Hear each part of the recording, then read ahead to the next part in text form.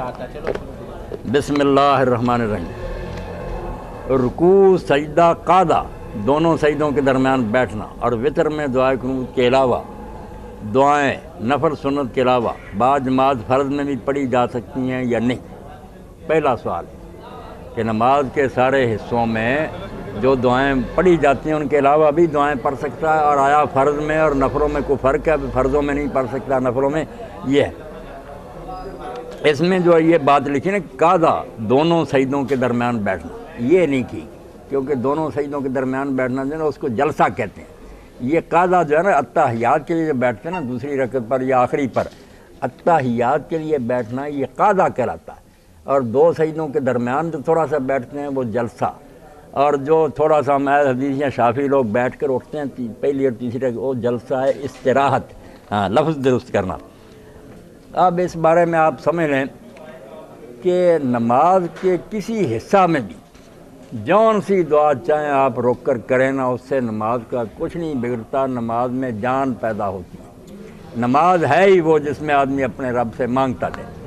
اس لیے امام ابن قیم نے زاد المعاد میں 7 موقع صحیح حدیثوں سے بیان کیے کہ اللہ کے رسول علیہ السلام اللہ اکبر کہتے یہ ادعیہ استفتاح شروع میں کبھی سبحانک اللہ، کبھی اللہم باعث بینی، کبھی وجہت وجہ، بہت دعائیں آپ نے کی ہے. یہ نمونہ دے دیا کہ یہاں دعائیں ہو سکیں.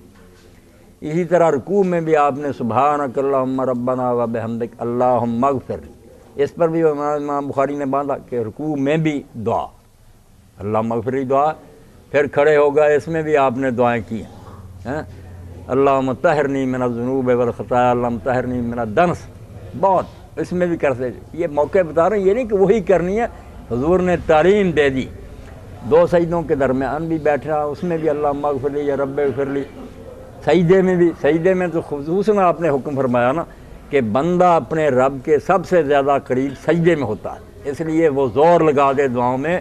فَقَامِنُ نَن يُسْتَجَابَ لَهُ، سجدے میں کی ہوئی دعاؤں کے بارے میں ضمانت ہے کہ وہ قبول ہوگی. یہ پاؤں پڑھ کر آپ مانگ رہے ہیں. پہلے ایک بات ختم. تشہد میں بھی پڑھ سکتے ہیں، قنوت میں بھی پڑھ سکتے. 7 موقع ہو گئے جہاں آدمی دعائیں کر سکتا ہے. اب رہ گئی بات فرض اور نفل کی. کوئی فرق نہیں، فرضوں میں آپ دعائیں کریں، نفلوں میں کریں، یہ فرق اپنی طرف سے بنایا ہوا ہے. مولانا محمد منظور نعمانی رحمۃ اللہ علیہ حنفی تھے، انہوں نے بھی معارف الحدیث میں کہا یار فرق کہیں ملتا نہیں. حضور نے فرضوں میں بھی دعائیں مانگی، اس لیے فرضوں میں مانگیں، نفلوں میں مانگیں، سنتوں میں مانگیں، جو جی چاہے مانگیں، جتنی جی چاہے، قرآن کی ہوں یا آپ کو اپنی یاد ہوں. اب تیسری بات رہ گئی کہ اگر آپ اپنی زبان میں بھی کرنا چاہیں تو لکھ لے کریں، پنجابی میں، اردو میں، فارسی میں، نظم میں، نثر میں، قنوت میں بھی، سجدوں میں، جو جی چاہے دعا کریں، بالکل جائز. امام ابن حزم جیسا ظاہری جو ذرا قیاس کو نہیں مانتا، انہوں نے بھی المرام میں دیکھا کہ کس آیت حدیث میں ہے کہ نمازی اپنی زبان میں دعا نہ کرے. یہ پابندی کہیں ہے کہ زبان عربی میں پڑھے؟ صرف قرآن کے لیے پابندی ہے کہ سورہ فاتحہ اور جو سورت ہے اس کے ساتھ، اس کو اگر ہم ٹرانسلیٹ کر لیں ترجمہ تو پھر وہ اللہ کا کلام نہیں رہے گا. جتنا اچھا ترجمہ ہو نہیں بندے کا کلام. یہ عربی مبین میں پڑے گی، عربی میں. اور اس میں یہ بھی نقصان ہے کہ اگر ہم لوگوں کو اجازت دے دیں جیسے ٹرکی میں اور اب بھی کئی ملکوں میں کہ اپنی زبان میں بھائی جماعت ہو رہی ہے، دوسرے علاقے کے لوگ کیا سمجھیں گے کہ یہ نماز پڑھ رہی ہے، کہ بنگلہ دیشی ہمارے ساتھ کیوں شامل ہوں گے، ٹرکی کیوں شامل ہوگا. یہ پھر مسلمانوں میں فرقے بن جائیں گے، امت بٹ جائے گی. یہ مسلمانوں کی بین الاقوامی زبان ہے کہ سورہ فاتحہ اور جو صورت ہے یہ اونچی پڑی، یہ عربی. باقی اپنی زبان میں آپ کر سکتے ہیں، بالکل بلا جھجک کر سکتے ہیں. امام ابو حنیفہ رحمۃ اللہ علیہ نے تو پہلے یہ کہا تھا کہ سورہ فاتحہ اور سورت بھی ترجمہ، مگر بعد میں وہ پھر لوگوں کے سمجھانے سے شاگردوں کے مان گئے کہ سورہ فاتحہ اور جو ہے نا سورت یہ ٹھیک ہے. باقی اللہ اکبر سے لے کر وہ پوری نماز کہتے ہیں کہ اب بھی اپنی زبان میں پڑھے، کوئی آیت حدیث نہیں ہو. امام ابو حنیفہ کا یہ کہنا کہ اللہ اکبر سے لے کر التحیات درود بھی اپنی زبان میں، میں تو وہ نہیں کہہ رہا، میں تو کہتا جو مسنون ہے وہ تو عربی میں پڑھے، باقی دعائیں اپنی زبان میں جی چاہے کر. مولانا اشرف علی تھانوی رحمۃ اللہ علیہ کے ایک ساتھی تھے تجمل حسین، ان کا نام تھا، سید تھے. وہ گئے مکہ معظمہ، انہوں نے وہاں نماز با جماعت پڑھی. اب شافعی امام نماز پڑھا رہا تھا، نماز فجر کی تھی. یہ مالکی حضرات جو ہے نا یہ وطر میں کبھی قنوت نہیں پڑھتے، وطر ویسے ہی رکھتے پڑھتے ہیں، قنوت نہیں پڑھتے. یہ حضرت عبداللہ بن عمر کا طریقہ تھا، وہ نہیں وطر میں قنوت پڑھتے تھے. اور حضور سے بھی اس کا ثبوت بہت کمزور ہے، تھوڑا، کوئی پکا نہیں. اس لیے واجب کیا نہیں، لوگ پڑھتے چھوٹ گئی سجدہ صاحب کریں. سجدہ صاحب کیا چھوڑنی چاہیے، کبھی کبھی پڑھے نہیں. فجر میں قنوت جو ہے وہ مالکی ہے، روزانہ پڑھتے ہیں اور رکوع سے پہلے پڑھتے ہیں. شافعی رکوع کے بعد پڑھتے ہیں. اس میں وہ پکے ہیں، سال بھر دعائیں ہوتی ہیں. تو امام پھر لمبی دعائیں کرتا ہے، جیسے امام کعبہ رمضان میں کرتے ہیں نا، اس طرح لمبی ہر چیز کی کرتے ہیں. تو یہ سید تجمل حسین بھی ان کے پیچھے تھے، یہ حنفی تھے. اب ان کو یہ اس وقت نشہ ہو گیا، یہ عربی تو ان کی نہیں، اس میں نہیں ملے. اپنا ایک شعر پڑھتے رہے، روتے رہے اور پڑھتے رہے. اور انہوں نے آ کر بتایا کہ جو مزہ اس نماز میں آیا نا، پوری زندگی مجھے کبھی نہیں. وہ اپنی پڑھتے رہے، میں روتا رہا. اور یہ شعر جو تھا نا، اللہ کے سامنے دہراتا رہا کہ اے اللہ، میں اگر تیرا گناہ گار بندہ ہوں تو میرا پردہ فاش نہ کر، کھولنا نہ، پردہ ہی رہنے دینا. قیامت کے دن میں لوگوں کی نگاہوں میں گر بدم من سر من پیدا مکن، اگر میں برا بھی ہوں تو میرا راز ننگا نہ کر. حاجی صاحب نے فرمایا یار ہمارا مذہب الگ ہے حنفیوں کا، مگر بہت اچھا کیا جب تیری نماز بن گئی اور اچھا. تو یہ حوالہ میں دے رہا ہوں کہ نماز میں اپنی، اور جن لوگوں نے شروع کر دی نا، آپ یقین جانے وہ نماز کے اتنے پابند ہو گئے اور اتنا لطف آیا. انہوں نے کہا باقی عمر تو ساری یوں ہی گزر گئی، اب جب ہم مانگتے ہیں اپنے اللہ سے تو مزہ آ جاتا. اولاد نہیں مانگے، رزق ہے کوئی مقدمہ، جو مصیبت ہے سنائے. اسی لیے صحابہ کرام کا پڑھتے ہیں کہ جب ان سے کوئی کہتا تھا دعا کرنی ہے، وہ کہتے تھے فرض نماز پر ٹال دو اس کو، جب فرض نماز پڑھو گے اس کے سجدوں میں کرنا، مسئلے حل ہو جائیں. ہم نے نماز بنا لی چھوئی موئی، مشین کی طرح کے بٹن دباؤ، سبحانک اللہ، السلام علیکم ورحمۃ اللہ، کوئی پتہ نہیں کیا ہو رہا. اس لیے نماز میں ویرائٹی پیدا کرے. نماز نبی بھی لے نا، حضور رکوع میں بھی کئی طرح کے ذکر کرتے، کبھی سبحان ربی العظیم، کبھی ساتھ وب حمدی، کبھی سبحان اللہ وب حمدی، کبھی سبوح قدوس رب الملائکہ. تو یہ رنگا رنگی اسی لیے تھی کہ ایک ہی رہے نا تو وہ رٹا ہو جاتا. آپ بھی وہ نماز نبی لیں تو دعائیں کریں. تو دعا کے بارے میں کوئی مسئلہ نہیں رہ گیا کہ ہر حصے میں کر سکتے ہیں، فرض اور سنتوں کا کوئی فرق نہیں، اپنی زبان میں بھی کر سکتے ہیں. میت کو اوراد کے علاوہ دیگر افراد کا قرآن پڑھ کر ثواب پہنچتا ہے یا نہیں؟ قرآن پہنچنے کا مسئلہ جو ہے نا، یہ ہے قیاسی. دعا اور صدقہ، یہ دو چیزیں حدیث میں آئی ہیں کہ آپ نے فرمایا دعا بھی کرو، اسی لیے جنازہ بھی پڑھتے ہیں، اور جو ہے نا کہ صدقہ، یہ اس پر سارے اہل سنت شیعہ سب متفق ہیں. قرآن مجید کا حضور کے زمانے میں ذکر نہیں آیا کہ کسی نے یہ پڑھ کر نہ بخشا ہو. اس لیے امام ابن کثیر کہتے ہیں کہ امام شافعی اور مالک سچے ہیں کہ تم کیوں احمد اور مالک ابو حنیفہ کہتے ہو کہ اس کا بھی پہنچتا ہوگا.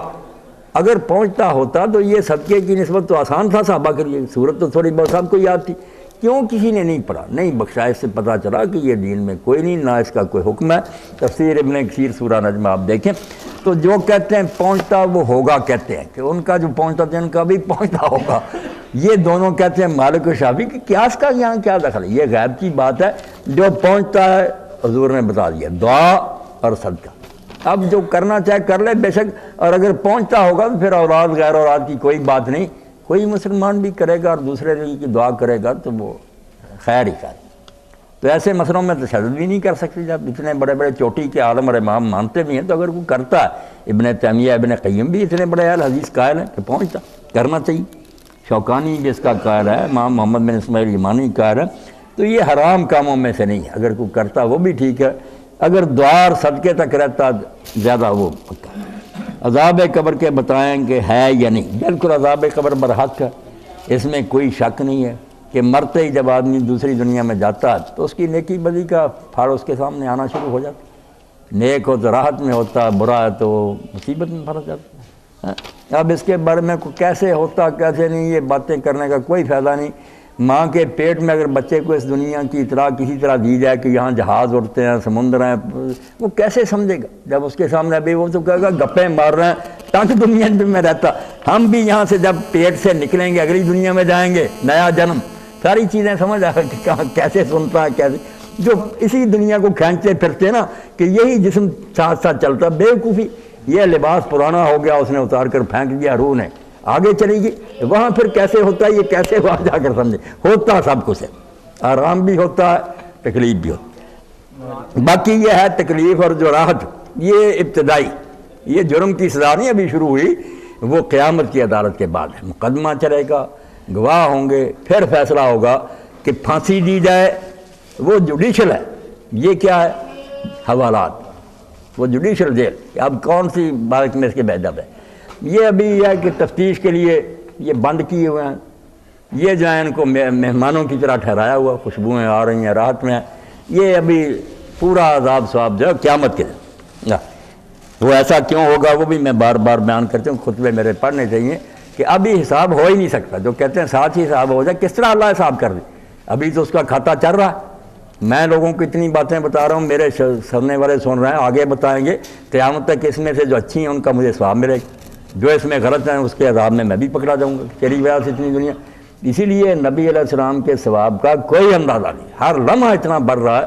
ہر نماز سے آپ کے کھاتے میں ایک نماز جا رہی ہے، روزہ جا رہا، کیونکہ آپ نے فرمایا جو کسی کو نیکی کی بات سکھاتا، جتنے عمل کریں گے ان کے ثواب میں کمی نہیں ہوگی مگر اس بتانے والے کو ان کے برابر ثواب ہے۔ اس سے اندازہ کریں۔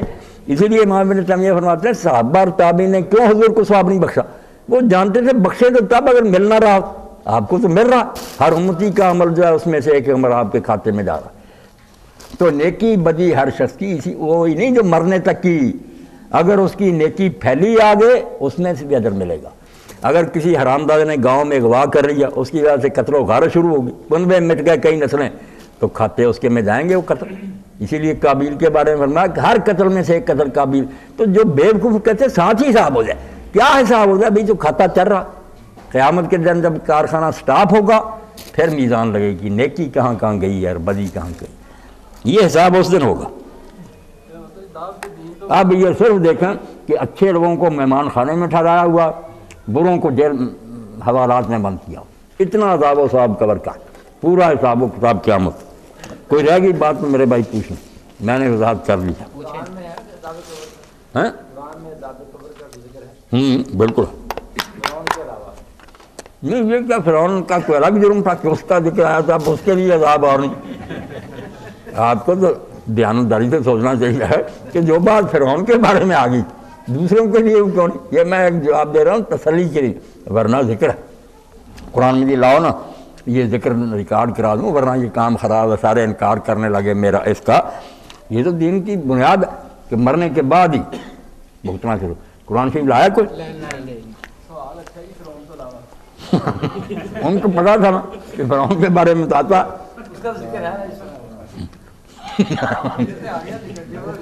اس سے ہی سمجھنا چاہیے کہ جب فرعون کو عذاب ہوتا دوسروں کا۔ سورہ یاسین میں بھی آپ نے پڑھا ہے، سورہ یاسین میں بھی آپ دیکھتے ہیں نا کہ جب وہ نیک آدمی آیا، جب وہ 3 پیغمبروں کے منکر ہو گئے، قتل کرنے لگے، وہ بھاگا آیا کہ میری قوم کیوں غلط کام کرنے لگے، یہ لوگ نیکی کی بات بتاتے ہیں، لالچ کوئی نہیں، تم مانے کہ میں قتل کرتے۔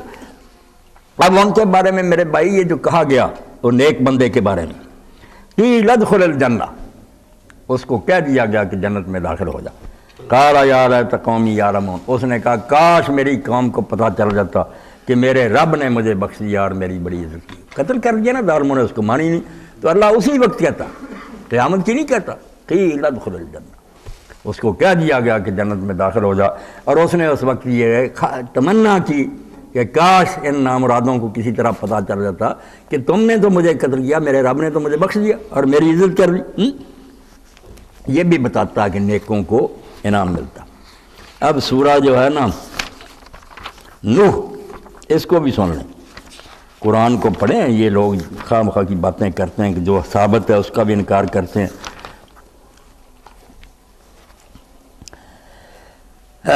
اللہ پاک فرماتا ہے کہ جو ہے سورہ نوح ہے کہ وہ ظالموں نے نوح علیہ السلام کی بات نہ سنی، تو پھر اللہ فرماتا ہے قد اضلوا کثیرا، انہوں نے بہت دنیا کو گمراہ کر دیا ان کے گروؤں نے۔ ولا تزد الظالمین الا ضلالا، تو حضرت نوح علیہ السلام کی بات نہ سنی تو پھر اللہ فرماتا ہے قد اضلوا کثیرا، انہوں نے بہت دنیا کو گمراہ کر دیا ان کے گروؤں نے۔ ولا تزد الظالمین الا ضلالا، تو حضرت نوح علیہ السلام نے دعا کی کہ اب تو ان کو تو تباہ ہی کر، میں نے اتنی مدد دیکھ لی، یہ نہیں بات آئیں گی۔ مما خطیئاتہم اغرقوا، تو ان کے گناہوں کی وجہ سے ان کو غرق کر دیا گیا۔ یہ تو دنیا کا ہوا نا، ڈوب گئے۔ فادخلوا نارا، دوزخ میں آگ میں داخل کر دیے گئے. فلم یجدوا لهم من دون اللہ انصارا، کوئی مددگار انہیں اللہ کے مقابلے میں نہیں ملا، نہ ڈوبنے سے بچا سکا نہ دو. یہ ادخلوا نارا، جیسے اغرقوا نا ماضی، ڈبا دیے گئے، آگ میں داخل کر. مگر یہ جنت اور نار بھی سمجھنے پریشان ہوں گے کہ وہاں بھی آیا جنت میں چلا جائے یہاں بھی. تو یہ جنت اور نار برزخی ہے کہ جو قبر کا زمانہ نا موت سے لے کر یہاں بھی آ گیا باغ ہیں یہ اس میں جو آخرت کی ہے نا وہ گیا. ہر چیز کی وجہ بیٹا کروں کریں گڑبڑ نہ ہو جائے. جی سوال کوئی؟ ہاں جنت تو یہاں بھی ہے. ہر آدمی کی قبر جو جنت کی چاری ہے یا اس کا گڑا. مولانا پوچھ رہا ہوگا صحابی کے مطلب ذہن میں کوئی غلط خیال پیدا ہو رہے تو ایمان انسان کوئی ایمان میں نہیں ہوتا. اگر ایمان سے ہوتا میں خرابی تو حضرت عمر کافر ہو جاتے، جنہوں نے حضرت حاتب بن ابی بلتع کو کہا کہ حضور اجازت میں اس منافق کی گردن اڑا دوں، جب انہوں نے خط لکھ دیا. حضرت سعد بن عبادہ کو کہا جب ام المومنین پر بہتان لگا تو دوسرے قبیلے کے سرداروں نے کہا حضور نے کہا نا کہ میری عزت پر حملہ کیا یار میری کو معافی کرو، خطبہ دیا. تو انہوں نے کہا اس نے کہ اگر ہم میں سے ہے تو حضور نے فرمایا اگر ہمارے بھائیوں سے پھر بھی حکم دے. اب وہ تھا عبداللہ بن ابی دوسرے قبیلے سے، حضرت سعد بن عبادہ کے قبیلے کا اتنا بڑا سردار جو حضور نے مدینے کا اس کو نقیب، وہ آ گیا حمیت میں کہ میرے قبیلے. اس نے کہا تم تب باتیں بڑھ کر بڑھاتے ہو کہ تم جانتے ہو کہ تمہارے قبیلے کا نہیں، اس لیے پوچھتے ہو حضور اجازت نا. تو اس وقت تو کسی نے کہا یہ تو منافق ہو گیا. اب یہ بالکل گالیاں شیعوں کی طرح منافق نافقہ ہیں. حضور میدان گئے وہاں قباء میں، فرمایا ہمارے قبیلے دشمن نہیں نظر آتا. تو صحابہ نے کہا وہ منافق. آپ نے توبہ توبہ تو اس نے تو لا الہ پڑھا. اب یہاں علماء لکھتے ہیں بخاری سارے سب کو سمجھا دیں شیعوں کی طرف سے بھی کہ جو غلط فہمی کی وجہ سے گالیاں دیتا نا سمجھتا ہے کہ اس نے کرتوت ملا وہ نہیں کافر ہوتا. جو سمجھ رہے ہیں کہ حضرت ابوبکر نیک ہے جیسے میں سمجھتا میں گالی دوں میں تو مرتوب ہو گیا. ایک طرف ان کو مان رہا ہوں کہ صحابی تو گیا مومن ہے، مومن کو گالی دیتا. جو بھائی مومن ہی نہیں مانتے کیا کرے. تاریخ نے چکر ایسا چلایا کہ ان کے ذہنوں میں بیٹھ گیا کہ یہ ظالم ہے، آل رسول کے ساتھ ظلم کیا. تو معذور ہے. میری اس بات کو لوگوں نے بہت غلط پھیلایا. میں نہیں کہتا شیعہ ٹھیک کہتے ہیں، میں تو کہتا ہوں کتابوں میں یار ایسا لکھا ہے کہ جس کی وجہ سے نہ ان کی جان چھوٹتی ہے نہ تمہاری چھوٹتی. ان کے پاس ڈھیروں کے ڈھیر ہیں، راوی ہیں، تہجد گزار ہیں، مفسر ہیں قرآن کے. وہ کہتے ہیں ظالم انہوں نے یہ کیا حضور کے بعد. ہم کہتے ہیں ان جیسا نیک ہی کوئی نہیں. تو یہ تو ایسی رپورٹنگ ہوئی ہے کہ امت پھنسی ہے. جنہوں نے نیک سنا ہے وہ رحمۃ اللہ علیہ کہتے رہے، جنہوں نے ظلم سنے ہیں کہ حضرت فاطمہ سے یہ کیا، اس کا گھر جلا دیا، اس طرح کیا، تو لعنت کرتے. ان کو کچھ نہ کہیے، سارے مومن ہیں، جنتی ہیں. ان کو بیچاروں کی مجبوری ہے، اپنے دور میں نہیں فیصلہ کر سکتے. ایک ہی خبر اخبار میں اس طرح رپورٹ ہوتی ہے، دوسری میں اور ہوتی ہے. اب بھٹو ہمارے زمانے کا ہوا، کچھ لوگ کہتے ہیں اس سے زیادہ خیر خواہ نہیں تھا ملک کا کوئی، دوسرے کہتے ہیں اس سے بڑا خطار کوئی. 1400 سال کا ہم نے کیا فیصلہ کرنا. ہاں شیعوں کی بھی سن لیں، کتابوں میں وہ بھی ہے، ظلم بھی لکھے ہوئے ہیں، جو ہم کہتے ہیں عدل بھی لکھے ہوئے. اب بات راویوں کے ہم کہتے ہیں ہمارے راوی زیادہ صحیح ہو گئے، نہیں ہمارے ٹھیک. اس میں کیا کفر ہے کیا بات. یہ حدیثیں صحیح بخاری کی ہیں کہ آپ نے کہا اس کو بھی منافق ہاتھ میں کو.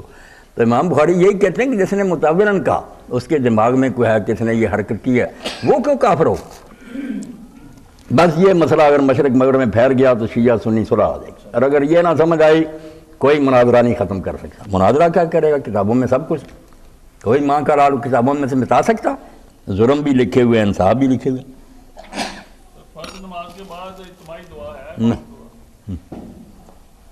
درخواست کی بات اگر کوئی کہنا بارش کے لیے مریض گئے کر، ویسے نہیں کچھ نماز کا کوئی حصہ نہیں. یہ جو قرآن میں آل فرعون کو ساری قوم کو آل کہا گیا ہے، تو رسول اللہ کی ساری امت کو آل میں شامل ساری امت آل نہیں ہے.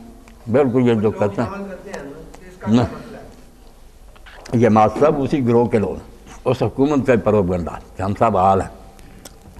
جب انہیں کہا جاتا ہے کہ رسول اللہ نے فرمایا صدقہ زکوٰۃ محمد اور آل محمد کے لیے حلال نہیں ہے، بتا اس کا معنی کہ امت کے لیے حلال نہیں، عیسائیوں اور یہودیوں کو دے دے گا. عقل کرو. پھر کہتے ہیں نہیں صرف بنی ہاشم حضور کا خاندان. تو پہلے ہی صحیح بات کرو کہ آل کوئی دوسرے نہیں، حضور کا خاندان. بس آل فرعون کا حل کر دیں. اس ٹولے کو محمد صرف فرعون کی آل ہی ملی ہے.